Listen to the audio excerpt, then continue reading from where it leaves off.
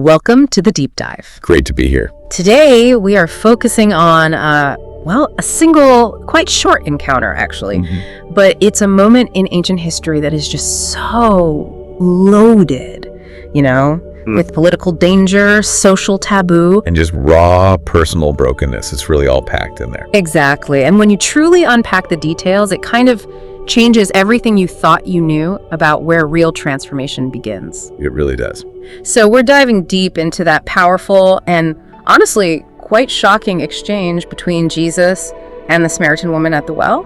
It's all there in the 4th chapter of John's Gospel. A famous story, but maybe not always understood in its full depth. That's our mission today. We want to go way beyond the Sunday school version. Right. We want to take the source material, really dig in, and extract the specific context, the geopolitical tension, the personal drama, all the things that highlight why Jesus' choice. His choice to engage this specific person at this specific time in this specific place. Yes. Why that was not just, countercultural, it was genuinely revolutionary. In the research we've looked at, it pretty much universally marks this as one of the most radical moments, really boundary smashing. Totally. And the power of the story, I think, lies entirely in the paradox. It's built on it. Explain that. What's the core paradox here? Well, think about it. The expected stage for the Messiah, the long-awaited one, where would you expect him to make his big debut? Right, you'd think Jerusalem. The temple courts, maybe. Exactly. Or perhaps a private meeting with the Sanhedrin, the religious leaders, maybe even a political address to Herod or the Roman governor. Those are the places of power, of prestige, religious authority. That's where you'd expect it. But the source highlights something completely different. Yeah, that Jesus chose to reveal his definitive identity, his deepest truth. Unvarnished, clear as day. Not to kings, not to priests. And, this is key, not even initially to his own inner circle, the disciples traveling with him. No, instead, he chose her. A broken, anonymous, outcast Samaritan woman. Someone who, by every single measure of first century society, was utterly, completely disqualified. From any kind of public engagement, let alone a serious theological one. So the guiding question for this whole deep dive, the thing we have to keep coming back to, is that essential question. Why her? Why there? At that well. And why then? At that specific moment? Because the sources really suggest the answer challenges our own modern ideas. Our assumptions about worthiness, about status. About who gets chosen, who gets to carry the important news. Because right from the get-go, you have to see the impossible odds, just stacked against this conversation even happening. It's a collision course. Yeah, a collision of massive social taboos, all needing to be overcome at the same time. Okay, let's break those down. First, she was the wrong gender. A Jewish rabbi simply did not engage in deep public conversation with a woman he didn't know. It was a breach of custom. A major one. Then, the wrong race. Or at least, the wrong side of a deep, centuries-old conflict. We'll definitely need to unpack that Samaritan Jewish hostility. It was intense. Yes. And finally, she carried the wrong story. Her personal reputation, her past, it guaranteed her isolation, her rejection by her own community. So wrong gender, wrong race, wrong story. We have to hold all three of those in tension as we go deeper. It's the only way to grasp the shock of this moment. Okay, let's really set the scene. Unpack the setting, the political stage, because the where and when here are absolutely critical. They're clues to her identity or isolation. Absolutely. And to really appreciate just how isolated she was, we have to first look at the clock, the timing. Right. The setting is Jacob's, near a town called Sychar in Samaria. And the text specifically mentions the time. It says it was about the 6th hour, which means noon, under what the sources describe as the scorching noonday sun. Now that detail sounds small, but it's huge, isn't it? It's far more critical than it might seem. Think about daily life back then, especially in a hot climate. Drawing water wasn't something you did at noon if you could help it. When would people normally go? It was a highly social activity. Yeah. Almost always done either early in the morning when it was cool or late in the evening as the day cooled down. And it was a communal thing, right? Especially for women. Exactly. It was the time for women to gather, catch up, exchange news, build those community bonds. It was a social hub in many ways. So if she's showing up at noon, the 6th hour, when the sun is highest, hottest, and everyone else is inside. That's not an accident. It's an active statement of avoidance. She's deliberately choosing the least convenient time. Why? The research we reviewed is quite specific on this. It suggests she was drawing water alone because shame kept her away from the others. Wow. So it wasn't just about avoiding the heat. No, it's about intentionally choosing the most difficult, physically demanding time of day, simply to avoid running into people, to avoid the looks, the whispers. The judgment of her community. Precisely. Yeah. She's basically living in a state of self-imposed exile, hiding her existence from the very people she lived among, driven by this need to avoid rejection. So she's already carrying this huge weight, this internalized shame, hiding herself. And then the bigger social and political barriers just slam down right there at the well. We absolutely have to talk about the Samaria versus Judea thing, because Samaritan today, it doesn't carry the same explosive weight it did back then. No, it really doesn't. And this is such a critical point. It needs some detail. This wasn't just some minor disagreement or rivalry. It's way deeper. Oh, much deeper. It was an explosive, centuries-old hatred baked in. The split goes way back to the time after the kingdom divided, and then especially after the Babylonian exile. How did that work? Well, the people from the southern kingdom, Judah, were exiled to Babylon. When they returned, they saw the people who had remained in the north, in what used to be Israel, now Samaria, as having intermarried and compromised their faith. So racial impurity was part of it? A big part. Jews viewed Samaritans essentially as half-breeds, racially impure, and religiously impure too. They believed the Samaritans had corrupted the worship of Yahweh, mixing it with foreign traditions. And wasn't there a fight about where to worship? A fundamental theological dispute, yes. Jews insisted worship belonged only in Jerusalem at the temple. Samaritans, however, believed their sacred mountain, Mount Gerizim, right there in Samaria, was the true, divinely appointed place for worship. They even had their own temple there for a time. Which led to more conflict, I imagine. Dramatically so. The hostility really peaked around 128 BCE. A Jewish leader, John Hyrcanus, actually marched an army into Samaria and destroyed the Samaritan temple on Mount Gerizim. Destroyed their temple. Leveled it. That act just cemented centuries of absolute bitterness, deep, deep animosity on both sides. Okay, so that context is vital. It means Jews and Samaritans basically avoided each other at all costs. Absolutely. The sources confirm that when a devout Jew needed to travel between Galilee in the north and Judea in the south, they often wouldn't take the direct route through Samaria. Even though it was shorter. Yes. They would often take a long detour, adding days to their journey. Go east, cross the Jordan River, travel south through Perea, and then cross back west into Judea. Just to avoid setting foot on Samaritan soil. Exactly. The land itself was considered ritually contaminated by some. The avoidance was that extreme. So for a Jewish man, and Jesus was clearly identifiable as a Jew, likely a rabbi based on his teaching, and possibly dress to deliberately enter Samaria. And not just enter, but sit down publicly at a well near a Samaritan town. And then initiate a conversation with a Samaritan woman. It's a profound statement, politically, religiously. It's an intentional breaking of fundamental rules. National rules, ritual rules, social etiquette, all shattered in that one moment. Well, hold on. Wouldn't some people back then, maybe even some of his own followers, see this as, well, a mistake, a compromise? A huge risk, certainly. What were the immediate risks? Why would they be shocked? Well, you hit on it. He risked ritual defilement in the eyes of stricter Jews, just by association, potentially sharing a drinking vessel even indirectly. He risked social shunning from his own people. He risked being seen as politically suspect, maybe sympathizing with the enemy. And we see that reaction later, don't we, when the disciples come back? Precisely. The text says when they returned from buying food in the town, they were astonished that he was speaking with a woman. And you can bet the Samaritan part amplified that astonishment tenfold. They were stunned. They were silent, the text says. Not necessarily because they suddenly approved, but more likely because they were just floored, astounded, unsure how to even process this massive breach of protocol. So asking for a drink wasn't just asking for a drink, it was loaded. Loaded with risk, social, political, religious risk. Yeah. Just by starting the conversation. Okay. So just to recap section 1, we're at this specific well, Jacob's well. At this specific time, noon, the hour of shame and isolation for her. And we have this collision. 3 massive taboos colliding. Gender segregation norms being ignored. Intense racial and religious hatred being bridged. And the immediate risk of contamination and social fallout being disregarded. By every standard of the time, this woman should have been invisible to him, ignored, or worse. Yet, he speaks. That's the setup. Okay, so we've established the external barriers, the massive social and political walls.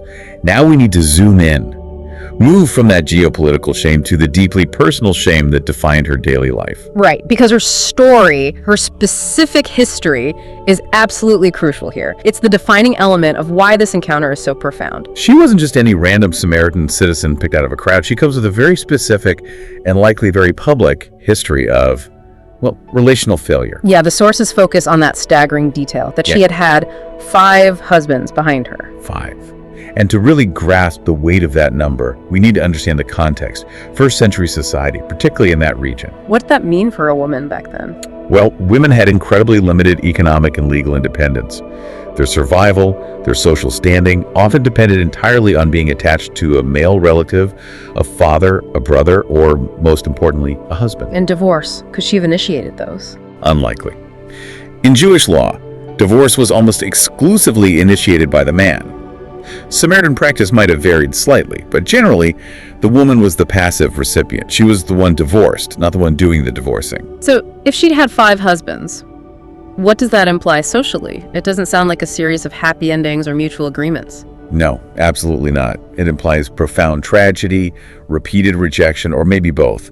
And it would almost certainly be amplified by the community's judgment, their lack of charity. Each marriage, as the source material puts it, was like a chapter closed, each one a scar carried. Exactly. And there are a few likely scenarios behind those 5 husbands, all of which lead to social ruin for her. Okay, like what? Scenario 1, perpetual rejection. Maybe she was divorced 5 times. If so, society would instantly label her as inherently flawed, defective goods, essentially. Why? What would they assume was wrong with her? They might think she was cursed, or argumentative, difficult to live with, or perhaps most likely in that culture, infertile. The inability to have children. Yes.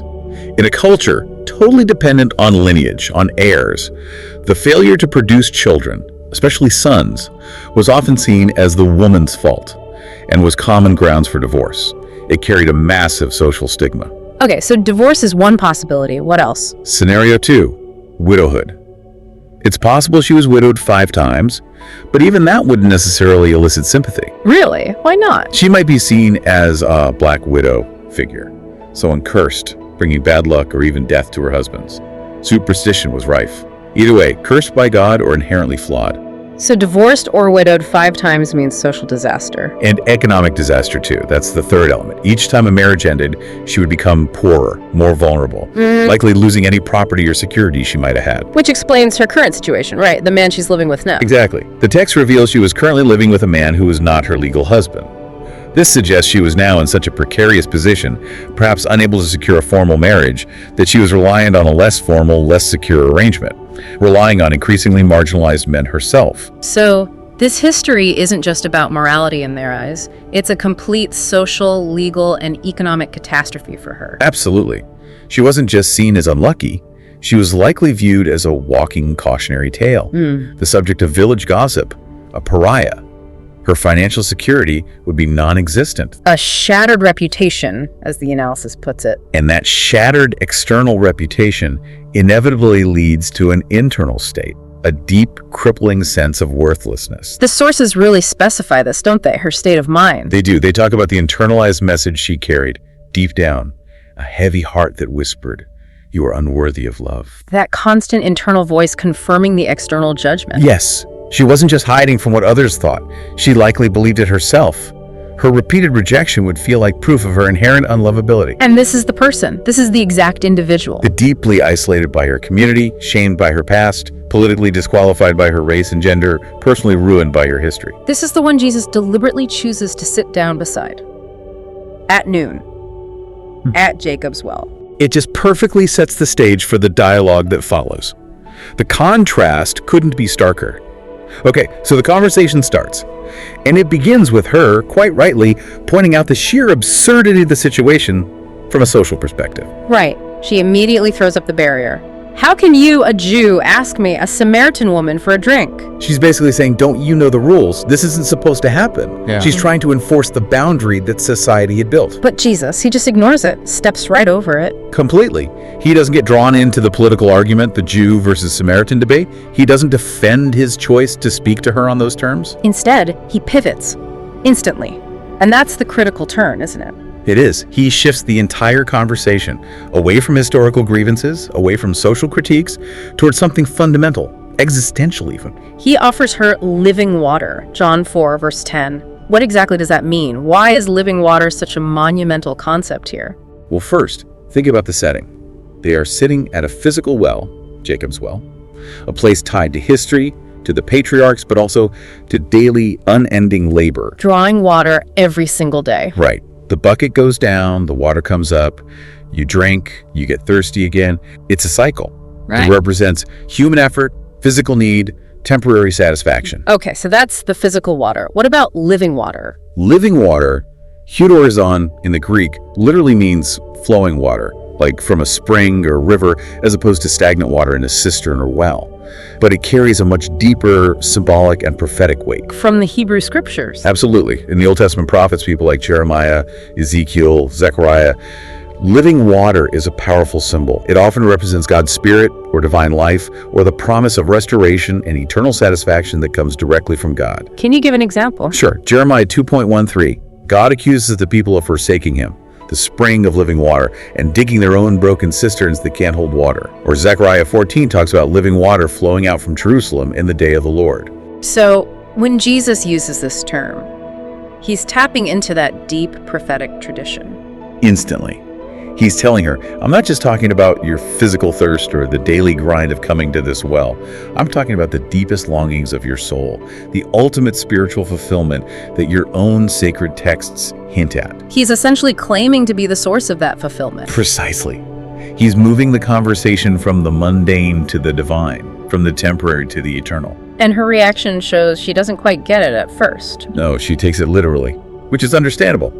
She thinks he means some kind of magical flowing water source right there that would save her the daily, shameful trip back to the well. Sir, give me this water so that I won't get thirsty and have to keep coming here. She's focused on the convenience, the logistics of the bucket. Well, he's focused on the permanent satisfaction of the soul, but he doesn't mock her misunderstanding. He uses it. He sets the stage, showing he offers something fundamentally different, something eternal. And then comes that really pivotal move in the conversation. Yes. After establishing he offers something profound, he brings it right back to her reality, but in an unexpected way. He tells her, go, call your husband and come back. A seemingly simple command, but it's designed to bring her hidden life into the open. And when she deflects, saying, I have no husband, he reveals, he already knows, he lays out the specifics. The 5 previous husbands, the man she's with now, who isn't her husband. Details that would likely only be known within her village through gossip or known supernaturally. But the way he reveals it is crucial, isn't it? It's not an accusation. Absolutely not. The sources emphasize this strongly. He names her truth, yes, but he doesn't walk away. He doesn't use this intimate, potentially devastating knowledge as leverage, not for condemnation, not for shaming her further. What does he use it for then? Validation, really. He demonstrates omniscience. I see you. I know you completely. Even the parts you hide, the parts you came here at noon to conceal. But that knowledge is delivered with, it seems, acceptance. It builds trust, surprisingly, rather than fear. It's like he's saying, I know all that, and I'm still here, still talking to you, still offering you living water. Exactly. Your past doesn't make me turn away. That's incredibly powerful. And this is where it gets really, really interesting, because she immediately recognizes he must be more than just some thirsty traveler. She calls him a prophet. Sir, I can see that you are a prophet. That's her acknowledging his supernatural insight. But then watch what she does. She pivots again. She tries to shift the conversation away from her messy personal life. Right back to the big theological debate, the safe ground of religious argument. Mount Gerizim versus Jerusalem. She asks him essentially, okay, prophet, if you know so much, solve the big one for us. Where should we worship? Our ancestors say here on this mountain, you Jews say Jerusalem. Who's right? It's a classic deflection tactic, isn't it? Use theology to avoid personal vulnerability.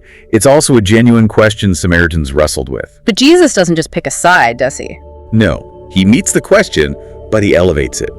He talks about a time coming, and now here, when true worshipers will worship the Father in spirit and in truth. Meaning the physical location, the geographical argument is becoming obsolete. God is spirit, and He's seeking a certain kind of worshiper, not worship confined to a specific building or mountain.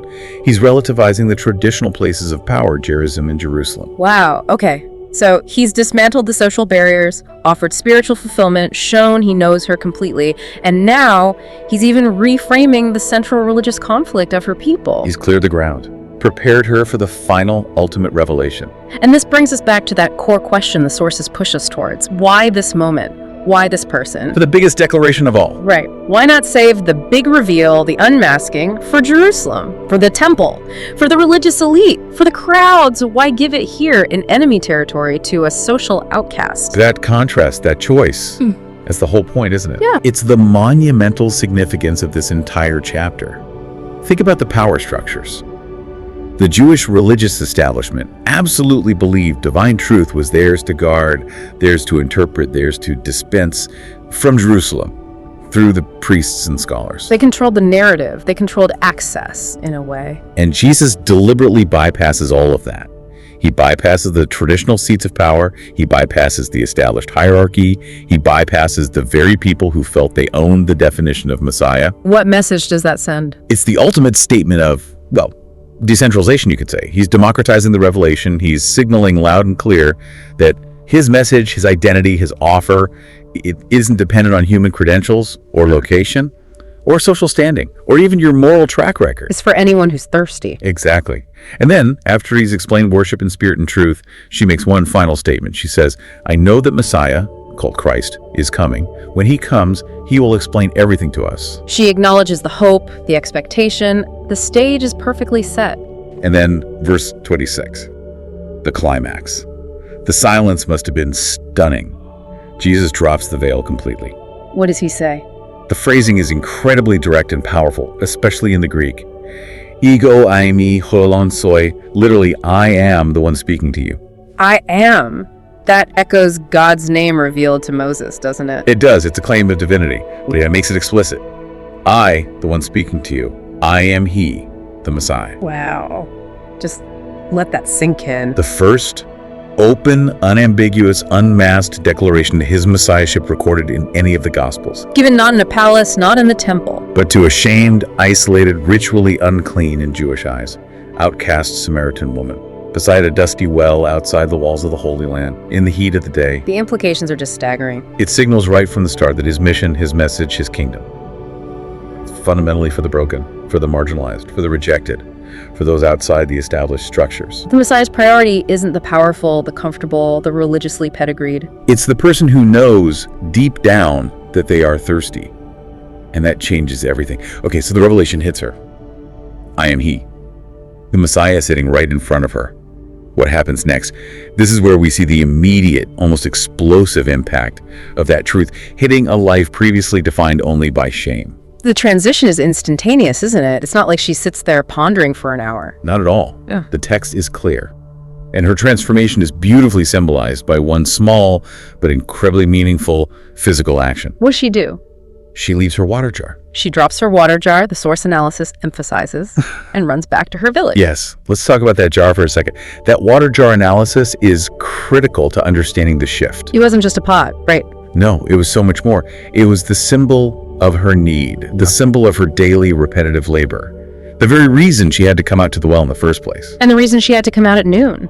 It represented her isolation, her shame-driven routine. Exactly. It was the physical tool connected to her self-imposed exile. By dropping that jar, leaving it behind. She is leaving behind her old life, her old reason for being there. The physical mechanism tied directly to her shame.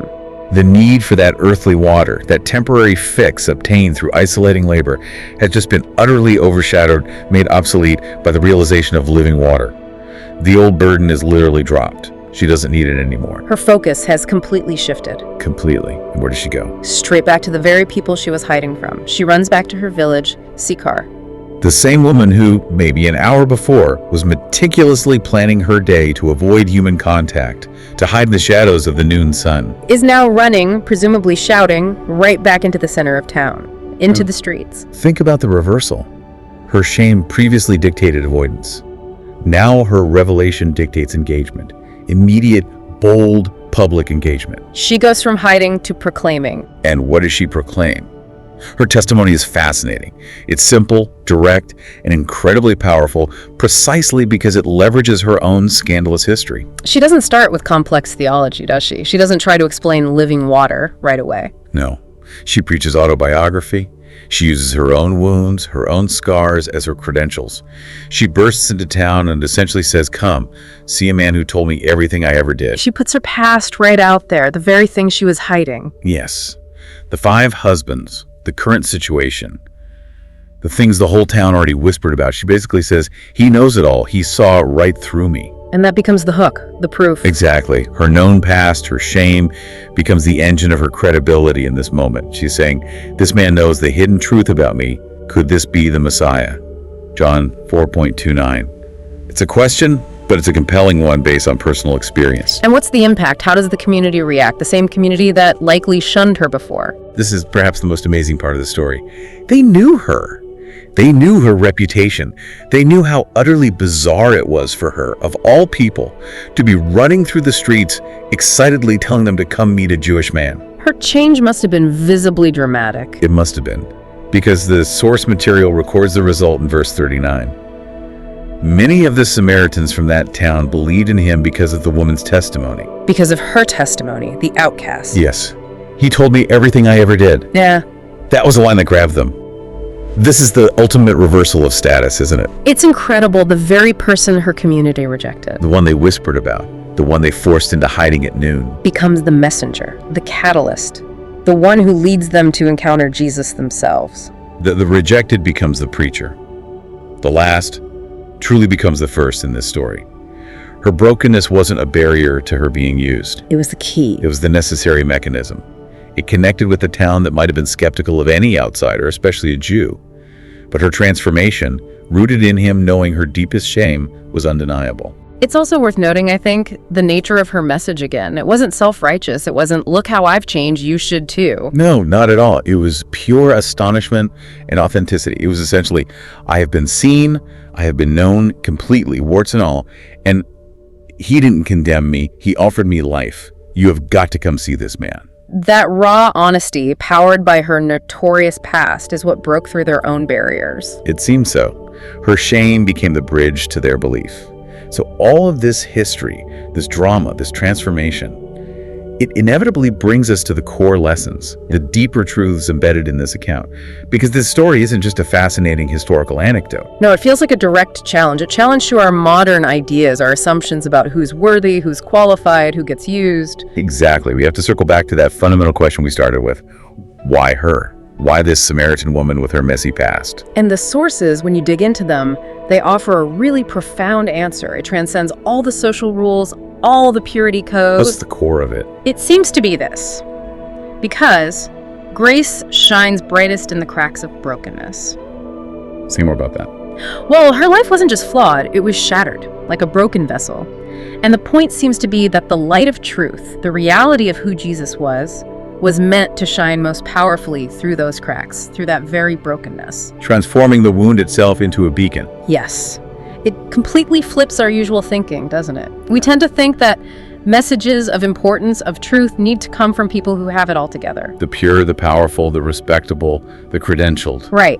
But if the entire Jewish religious establishment in Jerusalem was bypassed, And this shame-filled outcast living on the margins was chosen for the first open declaration. then the sources are practically screaming at us that the criteria for usefulness, for being chosen, are the opposite of what society usually dictates. It fundamentally undermines the idea that you need to have a perfect resume to be significant. That's such an important distinction, and it connects this ancient story directly to us, to the listener right now, to our own self-perception. How so? Well, think about how often we feel disqualified. We look at our own pasts, our own mistakes, our own 5 husbands, whatever form they take, our failures, our regrets, the things we hide. The things we'd only metaphorically go to the well at noon to deal with, hoping no one sees? Exactly. And we often internalize the message that we need to clean all that up first. We need to hide the messy parts, get respectable before we can be truly valued or used for something good or speak with any kind of authority. But this story just blows that idea out of the water. It really does. The source material makes this incredibly powerful claim, challenging every narrative of self-doubt, every feeling of inadequacy. Your past doesn't disqualify you. Your shame doesn't have to silence you. In fact, this story suggests almost the opposite, doesn't it? It really seems to. It suggests that the very thing you hide, the story you're most ashamed of, the failures that drive you into isolation, That could be the precise story, the exact experience that God uses to connect with someone else, to bring them towards transformation, towards truth. look at her scars, her history of instability, rejection, broken relationships. That became her testimony. It was the proof she offered. He told me everything I ever did. It proved his insight, his knowledge, and implicitly, his acceptance, because he was still there. Her greatest shame became her greatest sermon illustration. It's the ultimate reversal narrative, isn't it? She was trapped in this cycle, seeking satisfaction, seeking security, seeking love maybe. 5 husbands, now living with a 6th man, constantly drawing water that never fully quenched the deeper thirst. And yet the one thing she truly needed, this living water, this acceptance, this encounter with the divine, was offered freely. Without prerequisite, without judgment, and maybe, just maybe, her profound sense of brokenness, her awareness of her thirst, is what made her so uniquely receptive to his offer in that moment. Perhaps someone who thought they had it all together wouldn't have recognized their need in the same way. That's a powerful thought. It leads to a really challenging question we have to ask ourselves based on this. Which is, Could it be? Is it possible that the very place where you feel most disqualified, the area of your greatest weakness, your biggest failure, your deepest shame, could that be the exact place where God's power or your unique purpose is meant to be revealed? wow, that reframes everything.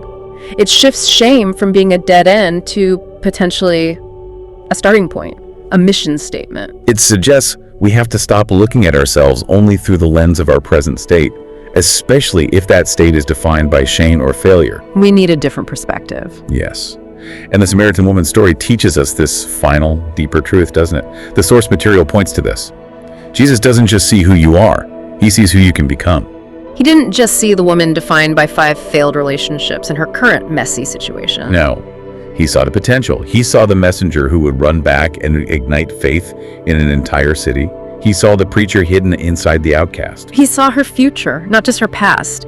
He looked past the lonely figure at the well. And he likely saw the whole village coming towards him, drawn by her transformed life and testimony. He saw what could be.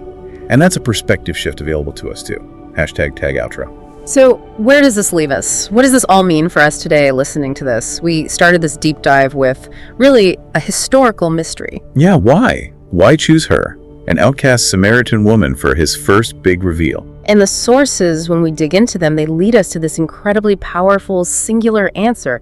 It feels like it was done to establish right from the outset, for all time, That transformation is available. That purpose is granted, regardless of your social standing, regardless of the political climate, regardless of your personal history, no matter how messy. It's such a profound shift in perspective, isn't it? From seeing this as just an awkward taboo meeting dictated by centuries of hatred and personal shame. To seeing it as a deliberate, transformative mission, dictated by acceptance, by grace, by seeing potential where everyone else saw failure. The Messiah intentionally chooses the least likely, the disqualified. What? Perhaps because their transformation, their testimony, speaks 1,000 times louder than the predictable allegiance of those who already think they're okay.